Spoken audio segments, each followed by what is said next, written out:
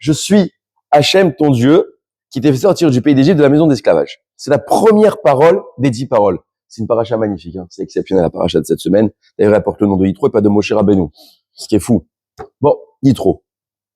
Et Bekitsour, on nous dit dans la première parole, Anori Hachem Okera, je suis Hachem, ton Dieu. C'est important de constater que dans cette phrase-là, peut-être repose en facteur toutes les mitzvot qui vont en découler. J'explique. Il y a une Mishnah dans Shabbat, ou une Braïta dans Shabbat qui dit la chose suivante. On va nous poser des questions à la fin, lorsqu'on va arriver à 120 ans dans le ciel, on va nous demander, est-ce que t'as fait des enfants? Est-ce que t'as attendu la délivrance? Est-ce que t'as été honnête? Et ainsi de suite. Mais tout ça, c'est est-ce que tu l'as fait pour toi ou pour Dieu? Ces questions qu'on va nous poser, c'est est-ce qu'on nous l'a fait pour nous? C'est pour notre confort personnel, notre cavote. J'ai fait des enfants pour moi, j'étais honnête dans mon business parce que ça me semblait juste de le faire. Et puis, est-ce que tu l'as fait pour toi ou est-ce que tu as été, est-ce qu'il y a de la émouna derrière, est-ce qu'il y a une croyance? Et voilà que dans le verset qu'on vient de lire repose exactement l'essence même d'un juif. C'est quoi Anori? Je suis Hachem ton Dieu. Il n'y a pas d'ordre ici. Il n'y a pas écrit tu ne tueras point, tu feras Shabbat, tu n'auras pas d'idole. Il n'y a pas un ordre, il n'y a pas une injonction. Il y a je suis, c'est une présentation. C'est quoi je suis? Ça veut dire que toutes les mitzvot que tu fais, tu les fais parce que je suis te l'a ordonné. Ça devient important. C'est-à-dire que est-ce que tu fais les choses parce que ça te semble logique de les faire ou intelligible, ou bien parce que tu voudrais être quelqu'un de bien dans la vie, ou tu les fais parce que le je suis te l'a ordonné.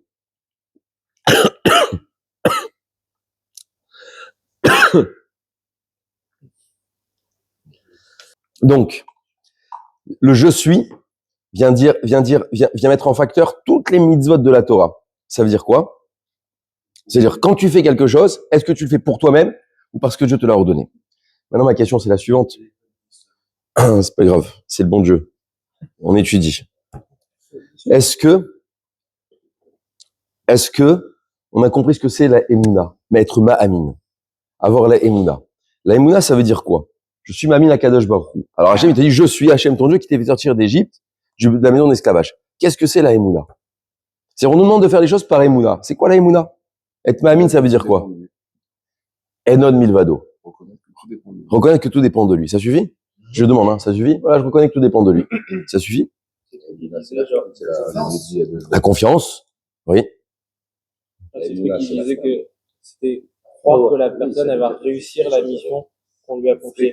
Par exemple, Hachem, le matin, on dit Modéani, c'est que Hachem, il a confiance en nous pour la mission qu'il nous a confiée. Et donc, en fait, on a confiance que Hachem, il va nous donner les bons moyens pour faire sa mission. On n'a pas peur, on a confiance. Il y a vous employez plein de mots. Le mot Emouna, d'après une des définitions, c'est du mot Amen, qu'on définit par quel Meler Ne'eman. Je suis le roi, enfin Dieu, roi, en qui j'ai confiance. La confiance, ça veut dire quoi? La confiance, ça veut dire que je m'en remets à toi, quelles que soient les difficultés de la vie. C'est-à-dire, je ne doute pas, puisque j'ai confiance. C'est-à-dire, l'antithèse de la Emouna, c'est le doute.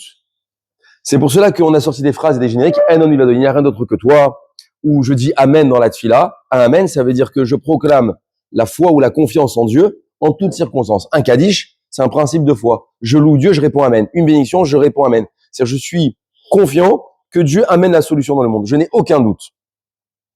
Et voilà que ça m'amène à terminer par une Mishnah, dans Pirkei Avot. La Mishnah de Pirkei Avot, elle dit qu'il faut se faire un maître. Pourquoi? Parce qu'un maître, il te sort du doute. Le doute, c'est ce qu'il y a de plus grave dans le monde. Le doute, c'est ce qui perturbe le safek. Safek, c'est terrible. Et par contre, on a terminé la paracha la semaine dernière. La semaine dernière, dans Béchala, on a terminé par Amalek. Amalek, il a voulu insuffler ou introduire le doute dans le clan Israël. Il n'y a pas de Dieu dans le monde. Un juif, il met un Dieu dans le monde. Comment? Par ses actions, par ses mitzvot. En fait, toutes les mitzvot de la Torah, elles ont été mises en place, ou en tout cas dressées devant nous, d'une part, parce qu'on est des croyants, et d'autre part, pour encore grossir la croyance, la Emouna. C'est-à-dire que plus tu pratiques, plus tu deviens Ma'amin. Plus tu fais, plus tu deviens Ma'amin. Ça, c'est le point numéro 1. Le point numéro 2, c'est que pourquoi le Rav, il nous sort du doute? Parce qu'à chaque fois, à chaque fois, les maîtres, qu'est-ce qu'ils font? Ils permettent à la personne de se relier face à l'événement avec Dieu. C'est-à-dire le maître, il va permettre à l'individu qui est dans la difficulté de dire « n'aie pas de doute ». Hachem, il va t'aider. Il va lui montrer des issues par rapport à la problématique. C'est-à-dire maître de la Emouna, c'est pas gratuit. Ça se travaille au quotidien. Alors, on sait qu'il y a deux phénomènes. Soit je suis un croyant, soit je suis douteux. Un croyant, il n'a pas de doute. Et d'ailleurs, Amergui dit une très belle phrase. Il dit, pour le croyant, il n'y a pas de question. Pour celui qui a des doutes, il est bourré de questions. C'est quoi le croyant? Le croyant, il fait confiance. Il n'y a pas de réponse. Khazak. Khazak. Il n'y a pas de réponse. Ça va y suivre. Même derrière, ils suivent. T'es dissipé, toi. Concentre-toi sur ta fille là, plutôt. Oui, je l'ai dit. C'est Amalek qui a fait ça. C'est Amalek qui introduit le doute. Donc un juif, il peut pas vivre dans le doute. Il peut pas vivre dans le temps perturbé. Peut-être, peut-être pas, peut-être aussi, peut-être pas. Non, il n'y a pas de peut-être. Il n'y a pas de schéma. Il n'y a pas de schéma peut-être. Non, il y a un vadaï, une certitude. Qui? Je suis Hachem, ton Dieu, qui t'a fait sortir du péché. Et voilà pourquoi le passouk, il a dit, le je suis, Hachem Elokera, t'a fait sortir du péché de la maison d'esclavage. Deux choses. D'Égypte et de la maison d'esclavage. Hachem nous a livré de deux pôles.